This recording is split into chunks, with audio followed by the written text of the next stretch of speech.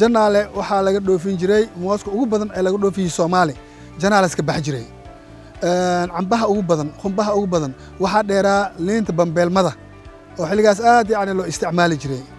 waxaa u dheer qaraha oo asna markab la saari jirayo qoladii la dhihi jiray Soomaali Fruit shirkadii Soomaali Fruit yani qaraha qaadan jirtay marka waxayda dhan wuxuu ahaa wax la dhoofiyayo sida anaga aan ka aaminsanahay janaale waxaan ognahay in ay tahay halbowlaha dhaqaalaha Soomaali uu ku tiirsan yahay waana la dareemaha Soomaali xilligii yani burburka uu ka dhacay oo janaalna xogaa beeraheedii yani gacmo badan ay isku soo marmareen dhibta dhacday waa la yaqaanaa dadkan dad yani barakacaay ma aha dad beerhooda jooga waaye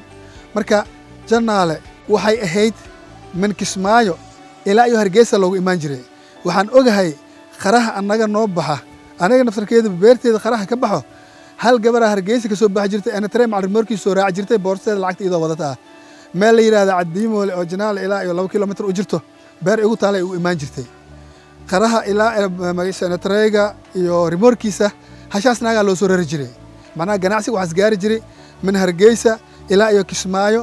ilaa dibadna waa gaari jiray marka waxay caan ku ahayd beeraha inay caan ku ahayd waxa lagu gartaa mooska oo laga tacbo janaale xataa wadanka iska dhaaf Itaaliya marka la geeyo gaaladii yani beeraha markaas ka tacbi jireen waa isku faani jireen kan wacde mooska moos golweyn ma moos janaal way macaantiisa laga kasaa ayaa la dhihi jiray marka maraakib ayaa laga rari jiray